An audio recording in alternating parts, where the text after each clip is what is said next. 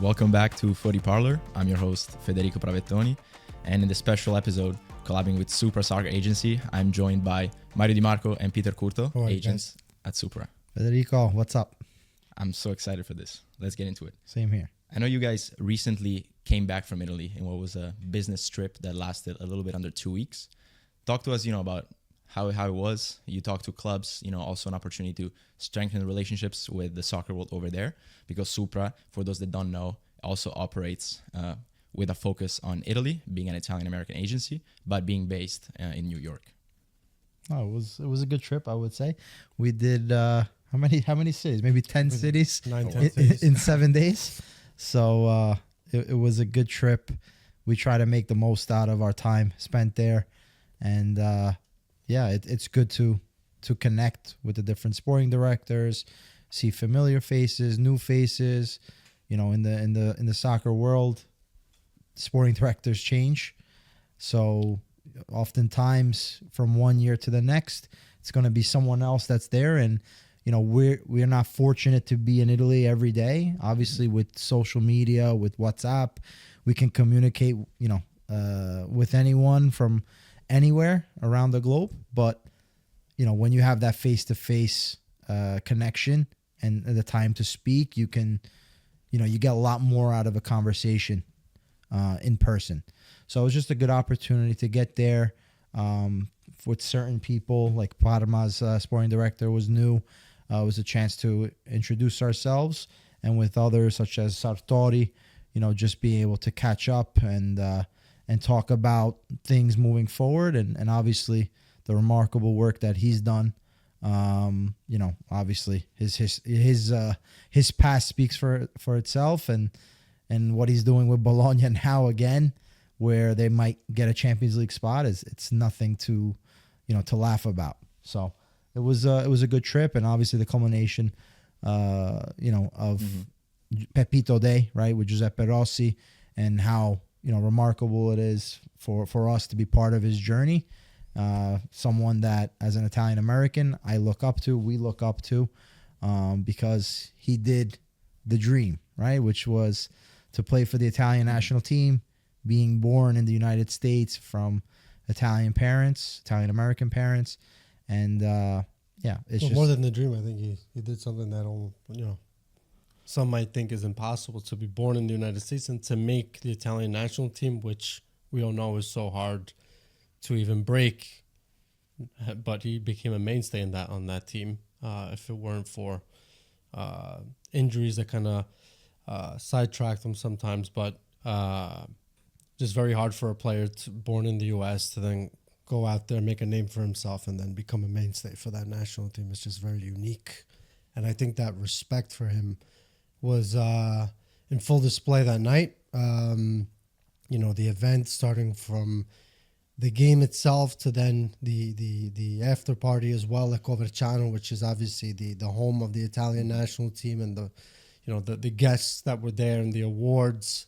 It's just, like Peter said, a culmination of his career, the incredible work ethic that he displayed throughout the entirety of his career, and it was all very well deserved for him, and we were very happy to be there. That's amazing.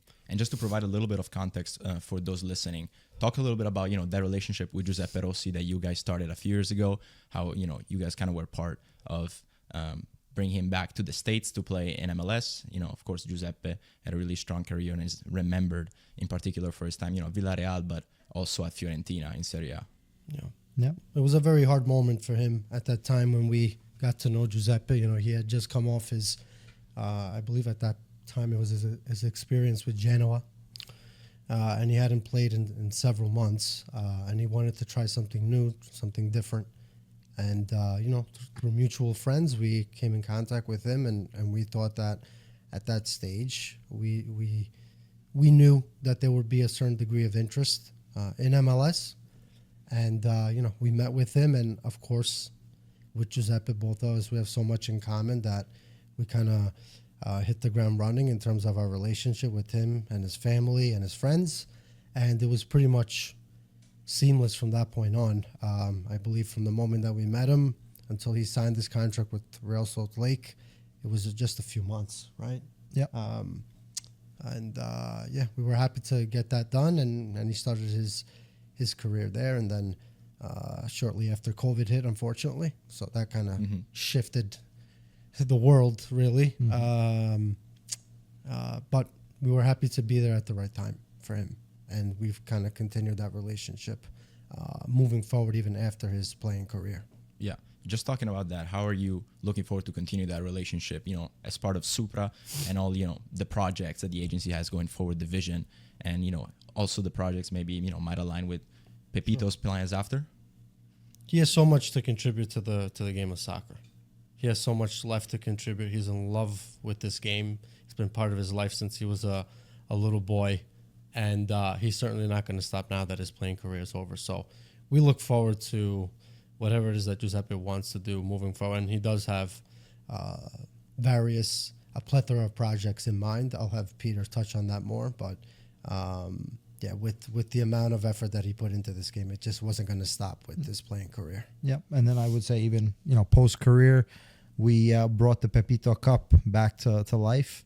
So it's fun. It's a fun tournament with all the, fan groups here in the United States. Just this last year, Napoli Club NYC won the Pepito Cup, this 2024 edition. And the next one will be coming up hopefully soon. And it's just a great event where, you see a lot of familiar faces. Whether you're Italian American or not, we all speak the same language, which is soccer. And, we had River Plate fan group participate in I would say 2023, so 2 years ago. So just a great time, and also a way for Giuseppe to give back to the community. He started his Giuseppe Rossi Academy as well, where he coaches young players and players that aspire to play at the highest level, and just trying to give just that little bit of information maybe, or just that little bit of help along the way to be able to reach certain goals. So there's definitely, as Mario said, there's definitely a lot of things that he still is going to accomplish, will accomplish, and I think it's someone that has a lot of experience and just knowledge. I think the little small things that he can recognize, I would say 95% of people that play soccer, football, wouldn't even notice. So there's a wealth of information there that you can gather. And the Pepito Cup will be coming back later this year? Yeah, we're planning already. We'll see the exact dates. There's some ideas. In the past, it's always been during the fall, but maybe we get something in the books spring, summer. So we'll see on that. We'll give you more information. Okay. Hopefully you play. Yes. We won't say the team that you root for, but it's okay. It's okay. As far as the Pepito Day itself, of course, a great celebration. The game, a lot of former legends, teammates, but also historic players for Fiorentina. What was it like for you guys to be involved? Share maybe a little bit about your time there, because you were present at the game. Oh, man, I felt like a little kid because all those players, I grew up watching those players play, and you see one and you see these guys like, hey, maybe they're not running as fast as they once did, but you never lose that touch of the ball. And how great it was to see Battistuta and the chants, Batti Gol chant that I haven't heard for a long time. And even Giuseppe's chant, right? Fenomeno, il fenomeno. That's, in Italian, the phenom, right? And very few players that can go by. No, I brought back good memories. So even talking about it now, I get chills. Yeah. So it was just a beautiful day, and it, like Mario said before, well deserved. Yeah. No, I would say good memories. Great. It brought back great memories. I mean, not only his former teammates, but players that played for Fiorentina, and times in which Fiorentina was, up there competing for Scudetti, competing, in Champions League, year in and year out. The fans were into it. They were excited. The turnout was fantastic, despite the weather, by the way, which the weather wasn't great that day. But it didn't rain. And it didn't rain. It held up. The week prior, it was flooded. Pretty bad, yeah. Florence was flooded. It held up. But we're happy that it The football gods were with Pepito. Yeah. it was brought back great memories, and I think it was also a bit for us. It was surreal to see these players there, and then to see them afterwards as well. Unique, something to remember for sure. Was it the first time at the Franchi for you? No, it was not. It's under construction right now, so you don't see the full marvel of the stadium, but it's a historic stadium. Obviously, during the 1930s, it's in the discussion of the whole landmark laws in Italy, so it's hard to knock down. That's why they're renovating it. But spiral staircase too, right? Correct. So so the stadium, although it's not one of these modern stadiums, there's history there. So when you walk in there, you can feel, like you're in a stadium where legends have played in. Mm-hmm. So it's always nice to go back. Okay. Going back to the beginning of the conversation, you mentioned you went to 10 cities. So how many sporting directors did you see? Probably 10 sporting directors. Yeah. Okay. Yeah. There's one photo that Mario posted on his LinkedIn with Giovanni Sartori. You guys have a good relationship with him. Previously on the Italian Football TV podcast, there was an episode you guys talked about what he did for Bologna, and this was last year. And even this year with changing coach, they were able to almost do better than last season, which is incredible. Talk a little bit, about the personality behind this man, because the sporting director, the role is becoming more and more important. It's always been important in Italy, but in the recent years, if you don't have someone with the capacity to build a team like Giovanni Sartori, then it can make a big difference in an Italian club. Yeah. So Giovanni is a very direct, old school person, meaning he'll get right to the chase. No time wasting. He has a very clear picture of what he wants when it comes to his teams.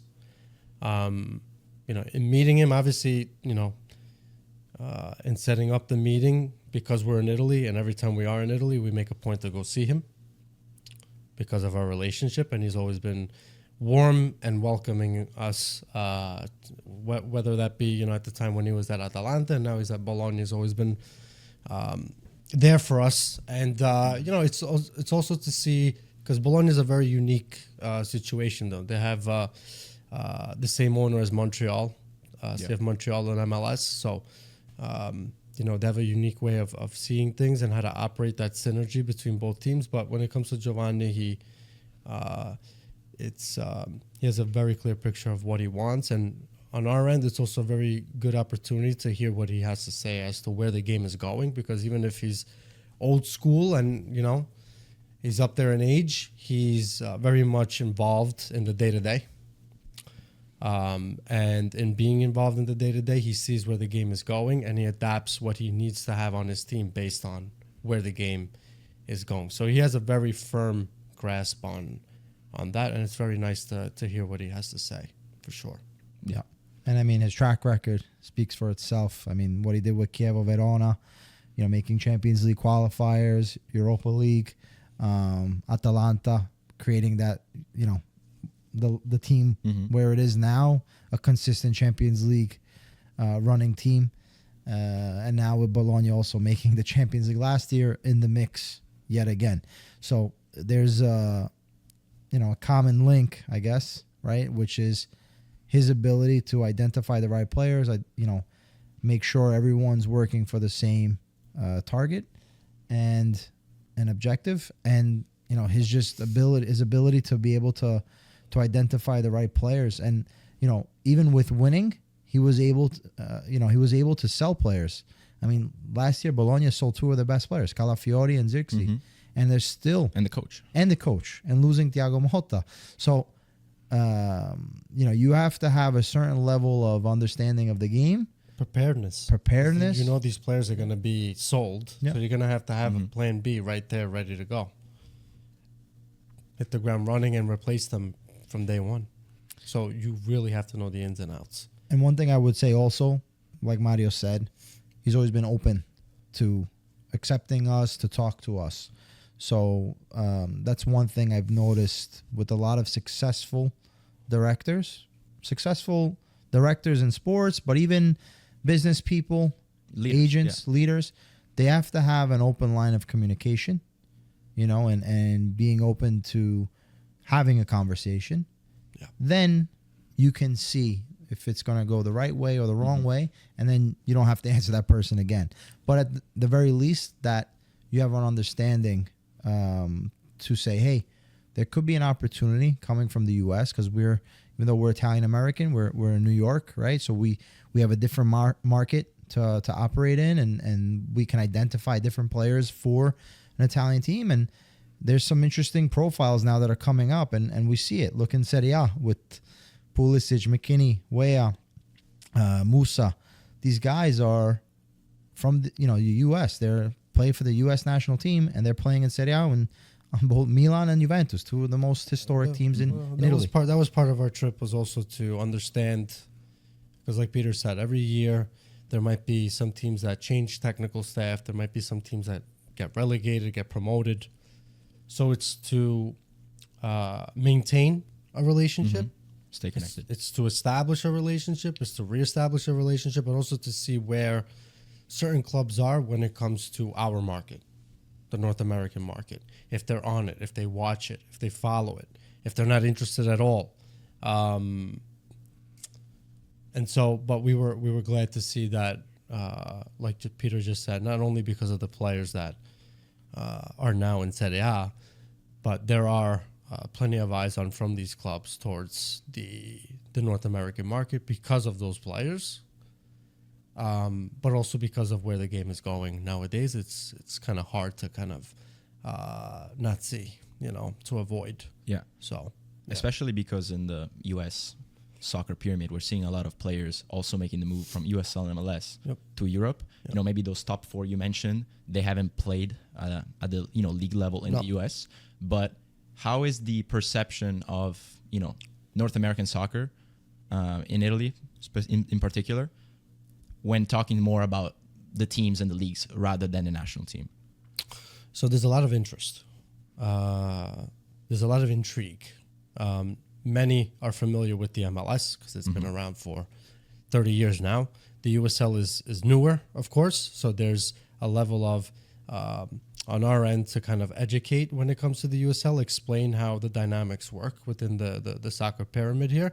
But there's definitely a level of interest as to know more about the different levels of soccer within the US for various reasons. It could be financial. USL has younger players that could be bought at a certain amount compared to MLS. So, but because the US is so big, you need a lot of these teams in order to showcase a lot of these talents. And so the more there is, the better there is for these people to watch and evaluate, But there was we sensed a lot of excitement and intrigue with U.S. soccer when we're talking about domestic leagues, for sure. I don't know if you want to. Yeah. No, I think Mario said it best. I mean, a lot of questions. There's a certain level of curiosity. I think now, especially the MLS, these teams know about the players, know about the league. Sure, do they know all the rules? Because the rules can get confusing even for us. Sometimes they change every year. So they're not going to understand the full picture, I guess, of the MLS. But when in terms of the quality of the player, when they see a championship player getting sold to Atlanta, there's a certain level of interest there. Hey, they're able to attract these guys. Yep. Or players coming up from Argentina, Brazil, playing in the MLS and then making the jump, making the jump to be sold. So now, I had a conversation, not to take it off track from the Italian sporting director, but I had a conversation with a Portuguese sporting director, and he said it's not easy to get the Brazilian anymore because now there's different markets that they can go to then make that jump to Europe. So he has to look now into North America, look into these other countries. So it's the same conversation with Italy where, let's face it, Italy is still a powerhouse as a top 5 league in Europe. And as far as spending power, still can spend a lot more than other leagues. But they're not number one. So if a Premier League comes in and wants a player, they get that player. So the Italians have to be a little bit more strategic in what they do and how they go after the player, and looking into these emerging markets to say, hey, maybe I can identify this player earlier, maybe take a little bit of a risk, but have more reward. Yeah. And Sartori's been really good at that. Yeah. I mean, he's always looked for a certain profile of player. The physical data is very big for him. And you see, even in the Atalanta model, the fullbacks are all 6'2" plus. So there's a certain... He's a kind of a founding father when it comes to the prototypical, what we see today, when it comes to physical data. I wouldn't say all positions on the field, but certain positions you need to possess a certain level of physical athletic capacity, both. In order to make it on one of those teams, so. I have two more questions regarding Sartori. Do you think he gets as much credit as he should? No. I think in Italy, people know him.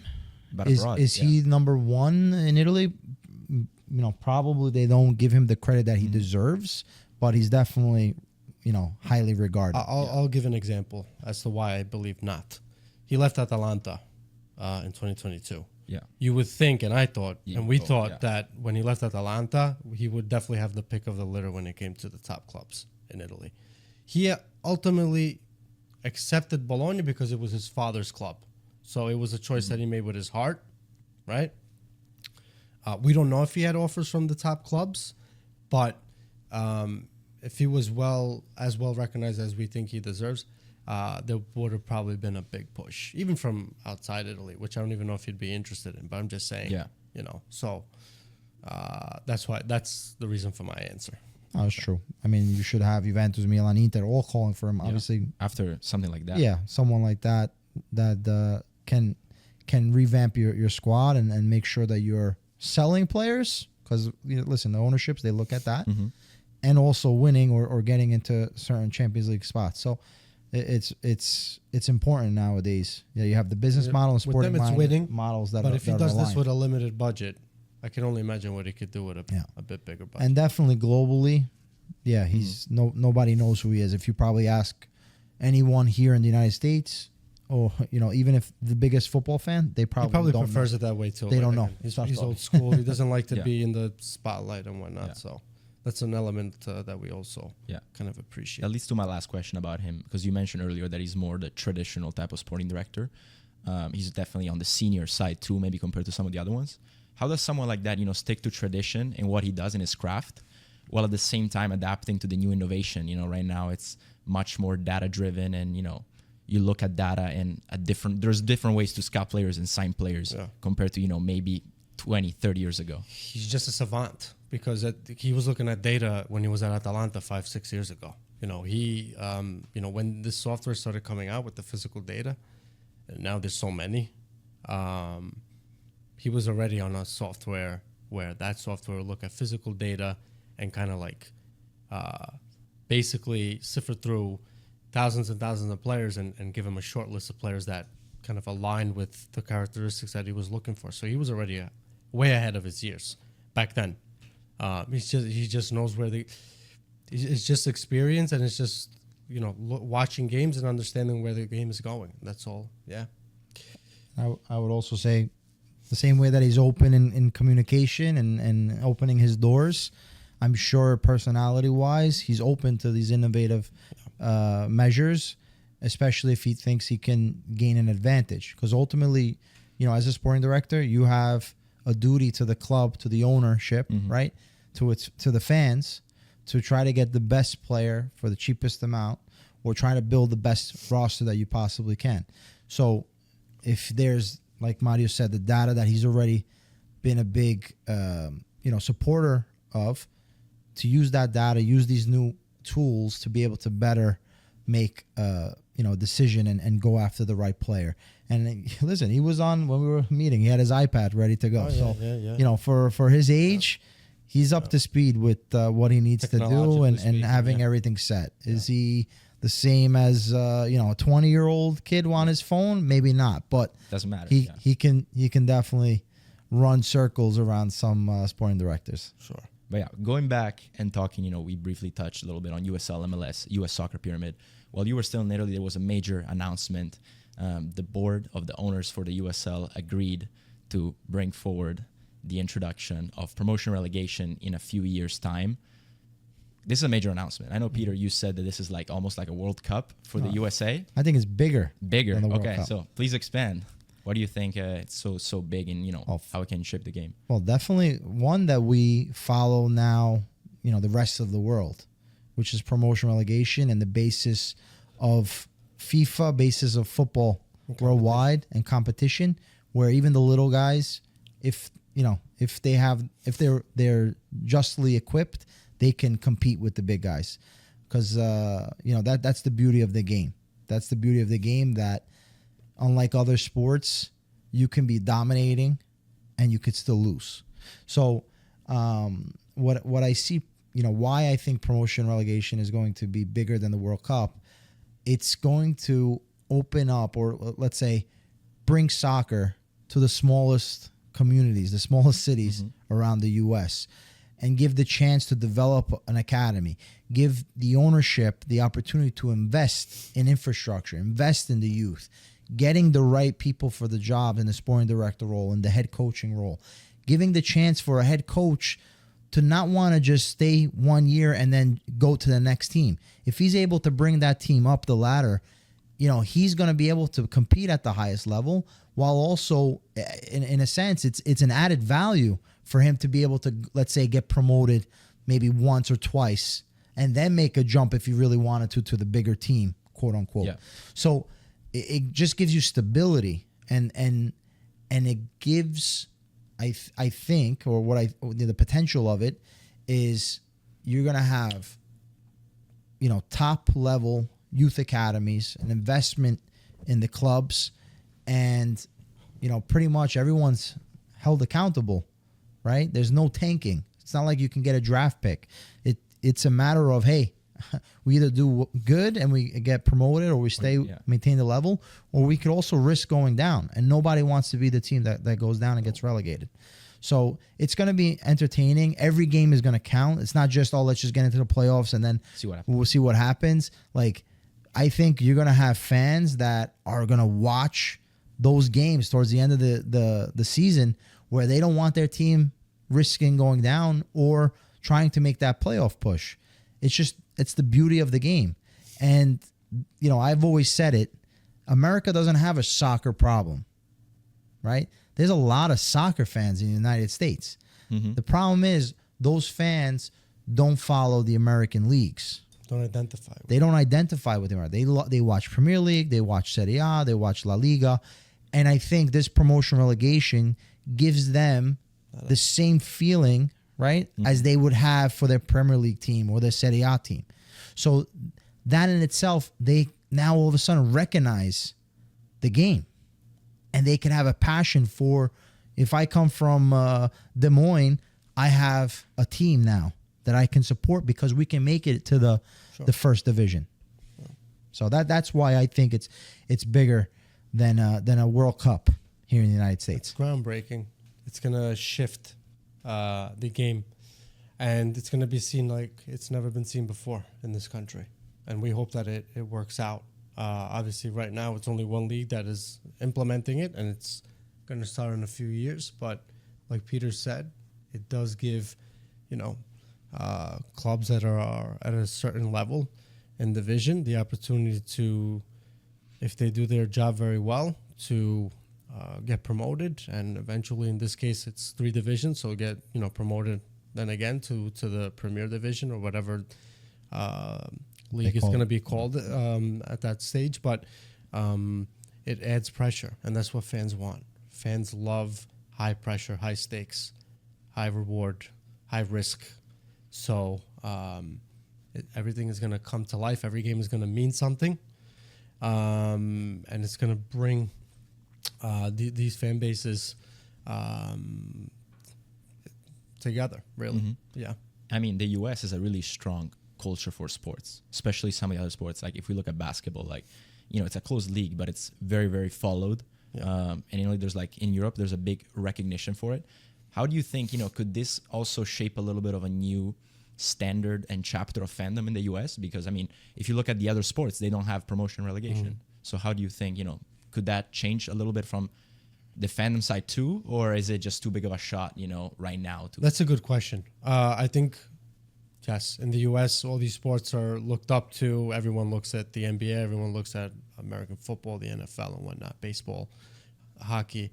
But this is a completely different sport. And it's a sport that is trying to make it amongst those top sports within the U.S. And in order to do so, they need to offer something different.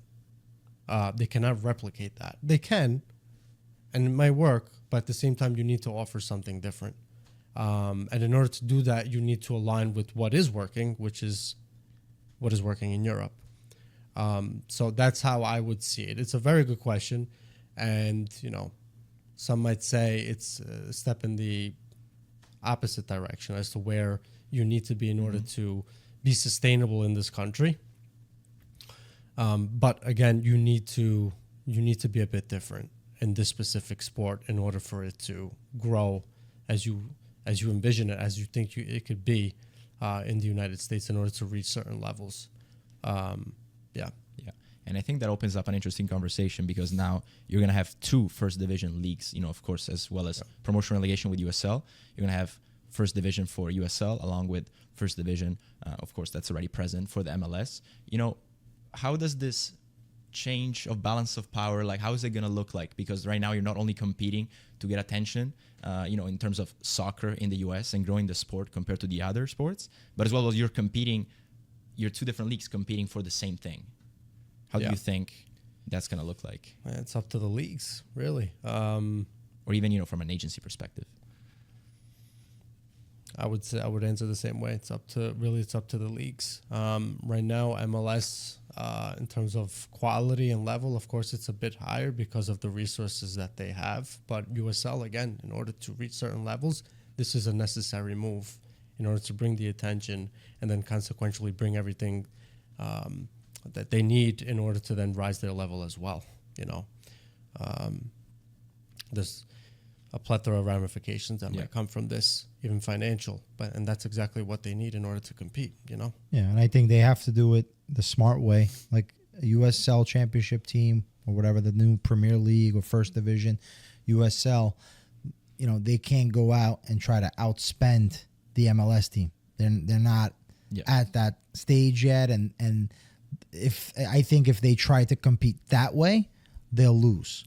What they need to do is create a solid youth system, be able to have this promotion relegation system and get the fans on their side, get people to watch their game. MLS is behind the paywall. USL have an advantage where, they really can't ask for a lot of money in terms of a TV deal, and they can probably get their games on mainstream. So, already the game should be played on CBS Sports and Network, and already have been played ESPN2. On ESPN2. So everyone nowadays have access to those channels or can access Paramount Plus, right? Or ESPN Plus for a low price and get a chance to watch. If I'm a Serie A fan, I can watch Serie A, Champions League, and some USL games now. So I can get access to those games. Yeah. So now all of a sudden you're playing in a different ball field in a sense where people that already have a subscription might tune in. And then if you have an attachment with a team or you want to see these young up and coming American players coming in, promotion relegation, you're going to watch it. You're like, let's see it. And then if the quality goes up, because really I could care less if you have a Division 1 sanctioning, a Division 2. For me, that's all fluff. You're going to recognize the level of play. That's what you have to recognize. If you increase the level of play, people will watch. And that's what the objective of the USL should be, is making sure that the quality of their teams are getting better and better year in, year out, and that you're developing a youth system that's going to compete with the rest of the world and be able to develop players to then be sold to Europe or play at this Division 1 level. That's what they have to focus on. I believe last year, if I'm not mistaken, I don't want to but I believe the USL Championship final had a higher market share than the MLS Cup final, if I'm not mistaken. On linear TV. Then I don't know on like all the other platforms and whatnot, but they did have more people watching because it's more available on a USL. Yeah. So, that's big. So that's all you need. You need one extra person to come watch your game. Now, if you add to that final, you add just like a championship to Premier League final. Oh, I'm watching that. A championship to Division 1. And you add more and more of those games that mean something, then who knows where this might go, Yeah. So it's a smart move. It was a necessary move. We're excited to see where it leads. But it was definitely groundbreaking. It's definitely going to make strides for sure. Yeah. I know, Peter, you mentioned replicating, here in the US, what has been working abroad for, hundreds of years. So in Europe, do you think, in the next few years, we might see either USL or MLS also following suit in terms of calendar and adopting, the August to May rather than, the January to October, although, the weather is kind of crazy here in the US. You have a lot of different... Yeah, I mean, the US, because of the geography of the US, it comes with its challenges. But, ultimately, if you want to attract the top players into your league, right, you need to be able to follow suit with the rest of the calendars because you can't lose Messi, let's say, for a month. Or he's going to go play in the Copa America. Some of the best players are going to play in Copa America or the Euros, and you lose a player for a month to 2 months. You can't. It falsifies the league in a sense. I know, obviously in the MLS, for example, or even the USL, there's the playoffs, and it doesn't really make a difference if you finish first or sixth. We saw it last year with Inter Miami crashing out, but you still. Have you have that player. You want him playing for Inter Miami. So the calendar has to, I think, follow suit with the rest of the world, where you have the breaks at least. How you break it up, I still, we'll have to see. Yeah. Germany does it different than Italy. They have, lesser teams, so they're able to take a 2 to 4 week break. Maybe that's something to do, or you try to figure out that the away games, for the cold weather teams. A lot of those games are being played in Florida, let's say, or wherever it's warmer climate. So that's going to come with its challenges. But I think it's necessary if you want to be the top league or one of the top leagues, and you want to attract the best players. You need to make sure that these guys are eligible to play for their international teams. I think on top of that, the reason why, and I think it's going to happen. It's definitely going to happen in 2026. They're going to have to stop the league because it's going to be in the summer of 2026. Sure. So if the shift happens, it's because of that, but it's also because I think these clubs need to align the international transfer window, which does pose a challenge in the way it is set up right now. Why? Because it's very hard for these MLS teams, which again have shown their financial power in order to attract certain stars. It's very hard for them to recruit them in the winter, where they have right now their market is open between January and mid-April, right? In Europe, it's 1 month. It's the shortest transfer window out of the two. So you're only going to have until the end of January. But after that, it's going to be very hard to convince a player or a club to sell a player where their market is closed for incoming players. So that's one. And then right now, for how it's set up, they only have a 3-week to 1 month window in the summer, which makes it again harder because in Europe, it's 2.5 months to 3 months open. So that is another piece of the puzzle for which I think they're thinking about switching the calendar to align with the global market. Yeah, and even to sell players. A lot of teams in January don't have the money available and would rather buy in the summer. And for the MLS team, you maybe want to sell maybe at the end of a year, not in the middle, and then you have to scramble to find another player, or your team, by losing one of your better players, now all of a sudden look different or not able to compete where during the middle of a season and you kind of throw everything away. You're competing for a championship, or in this case, if there's a relegation or something, whatever the case may be, you're going to have to, if an offer comes in, you're going to have to think about selling a player in the most important time of the year. Yeah. Very hard. How would the opportunities change for you as agents trying to, of course, you're North American based, but you also have a strong tie with Italy. how would it, make it better or easier for you to have the calendar be the same and to be able to operate, kind of on the same timeline for both worlds instead of, the summer in Italy, but, the leagues are going on in the US and vice versa for the winter? Yeah, I would say it makes it easier. It's doesn't completely change because at the end of the day, our job, it's fully operational 24/7, 365 days a year, really. So whether the market is open or closed, we're always operating to the fullest extent. It's going to help a bit for sure, but it's not that big of I would say, this is my opinion, that big of a game changer. Nothing changes with the way we're going to operate. Yeah, I think as Mario said, like a lot of people, they say, the transfer market, obviously when the transfer window is open, it's the busiest time. But even when the transfer window is closed, it's crazy. There's a lot of work that needs to be done. It's not like, player comes out of the hat, this is the player that we want. No, it takes, months and months of prep work and contacting and making connections. So there's a lot that goes, unnoticed, let's say. The only thing I would say as an advantage, obviously for us, is that, by having the windows align, the players can be sold a little bit easily, to the other teams, to a European team, or vice versa, because the team will be willing to let a player go at the end of the season because they have the 2 months to now prepare and look for a replacement.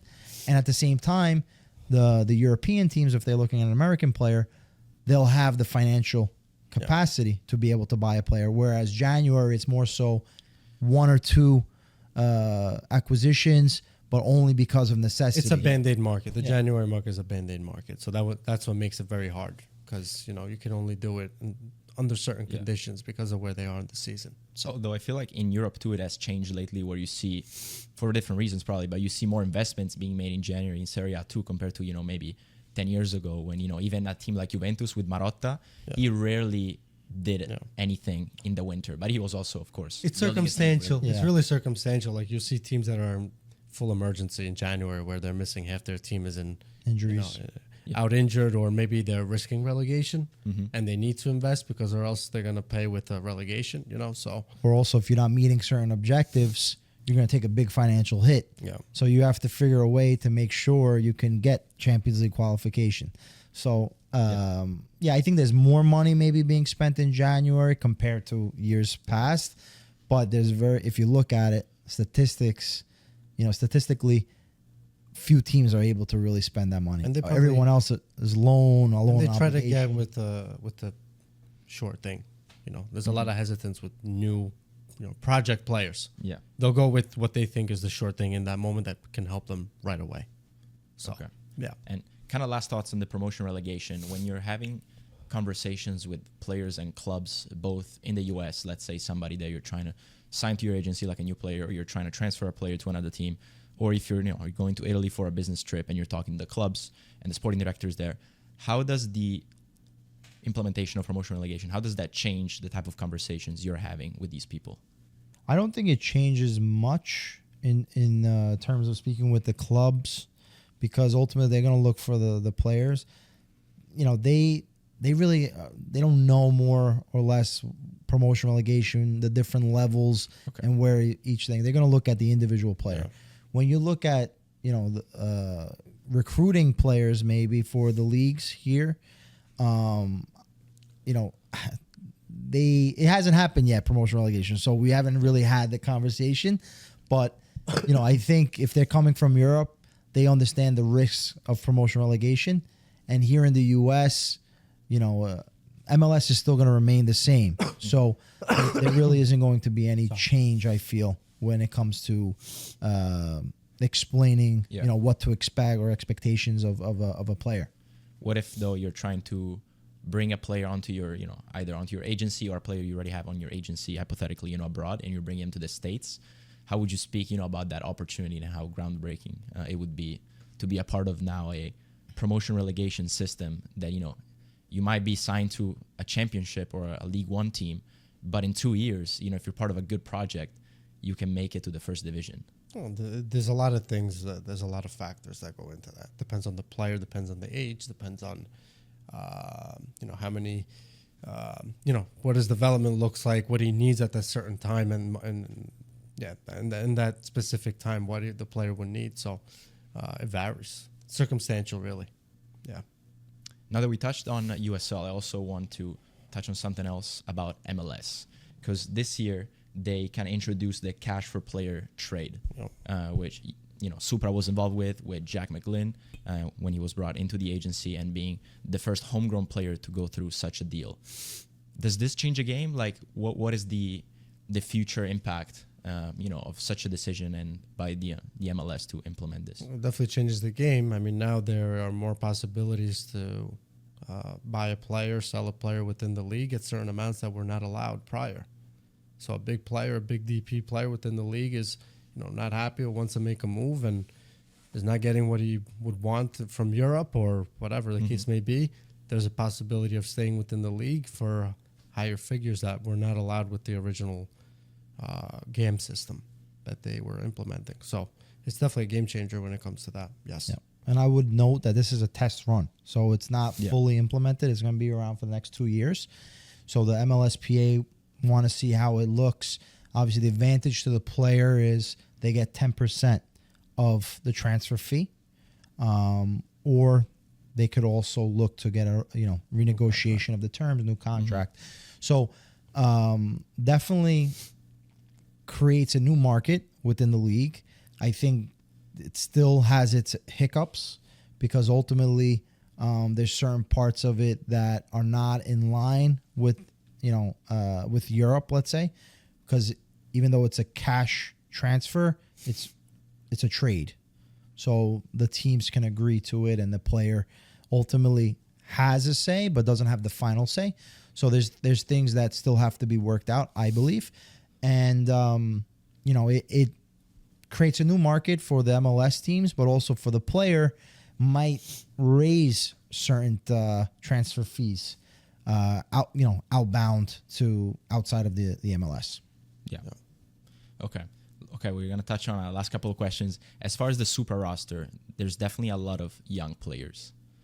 So when you're an agent, it's not only about representing the player, but it's also, in this case, in particular in the US for young players, it's about growing them, developing them, and mentoring them. Talk a little bit as well about, the kind of the behind the scenes that somebody that, just a soccer fan doesn't see in the type of relationship that is developed between, a young player trying to, make their name, especially right now at such an historic time, and, an agent that, like you guys can also operate on both, Italian and American markets. Sure. I mean, we can only speak for ourselves. We tend to attach ourselves a lot to our guys. They're all young. We all met them at very young ages. And we do consider them part of our family. So it goes beyond the field. There's a part that extends into personal relationship, as I said, as a family. And then there's a part that goes into preparing them for the highs and lows of a professional career. There's no way to avoid these. These are things, obstacles that they need to go through at various stages throughout their careers. And all we can do is prepare them for that. And when those, opportunities arise where they need to be prepared for those, they know exactly what to look for and how to get out of those situations. So it's really on the field. If of course, we're used to speaking to our players at the end of every match of every week. Every weekend, it's about watching all of them straight through from top to bottom, and giving them our thoughts on what we saw during that game. And then after that, we have that relationship also off the field to speak to if there's anything else of need when it comes to their daily lives, and anything else they would need in that sense as well. So it's really a 360-degree relationship, and we pride ourselves on that. And we're very proud of what they've been able to accomplish thus far. Yep. And listen, we're an advisor, right? We're a counselor for these guys, mentor, psychologist. Yeah, so we definitely wear the different hats, right? So it's not just we deal with the team and that's it, and like your relationship with an accountant, you see them once and then goodbye. That's not our idea, right? And as Mario said, there's a lot of ups and downs. It's inevitable. You're gonna go through them. So it's just knowing how to manage it. That's the biggest thing. And if we're a support, we're a way to be able to look at different opportunities, different ideas, try to give you that extra step or the extra help that a player might need. There's so many opportunities, right? But it's also knowing how to navigate them and understanding what's the right choice, what's the wrong choice, giving pros and cons. Not everything is, exact. Not everything is always going to be linear. It's going to have a lot of, things that happen, and you have to just know how to respond, how to react. And, like any of us, we need a network. We need our friends. We need our family. We need people that we can trust. We need a support system. A support system. So whether you're a player or you're a chef or you're a podcaster, you have questions and you want to ask somebody, and you hope, that person is going to lead you on the right path. So for us, we know it's a big responsibility. It's a big responsibility to be agents, to be managers of our players, because, they put their trust in us, and that's what makes us want to work hard.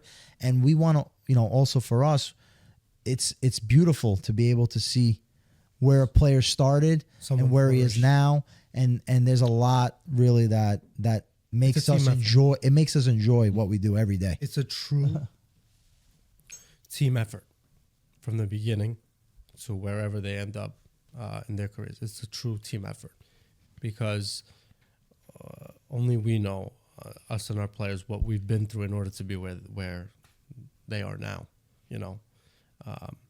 As we said, highs and lows. But the idea, and it's not something that, it's not a job. It has to be who you are, to be there for them at any given time throughout the week, throughout the day, for them to know that you're there for them, again, for whatever it is that they're going through at that time. So support system, I would say that would be the word that encapsulates. Yeah. And in this journey, you talked about, also mentioned the big responsibility. What's been most rewarding for you in these last few years? Maybe, mentioned earlier that the roster is very young. So you're also starting a relationship with some of these guys at a very young age, and then you're developing across, the time, and, get them to get in their first few minutes in professional soccer, and then becoming, going national team, for instance. What's been most rewarding for you in this journey? I would say the most rewarding part is people realizing, the public realizing what we saw many years ago. People realizing the talent that, is now flourishing, but that we kind of saw at the beginning of their careers. I would say that would be the most rewarding part. Yeah. And I would just say, our players playing, in the MLS, playing for a national team, I think that's something that, you look back on and let's say 20 years from now, you're going to say, wow, we represented these guys. We work with these guys. We're friends with these guys. These are players that are etched in history. No matter how big or small, their names are etched in the sports book. And that part is something that, I think every kid, because we all were kids once, we dreamed of. So we're realizing a dream together, right? And, we're both young as agents, right? So we still have a career to go, and we want to be able to rise up with our players. Okay. Well, thank you guys so much. Thank you. It was a pleasure to have you. Shout out to Italian Football TV for hosting. The guys have been amazing. And hopefully, not the last episode on agency on Footy Parlor. And thank you as always for joining us. Stay tuned by following Footy Parlor on Instagram, Spotify, and Apple Podcasts. And also check out Supra Soccer Agency on LinkedIn and Instagram. Grazie Federico. Thank you. Alla prossima. Ciao.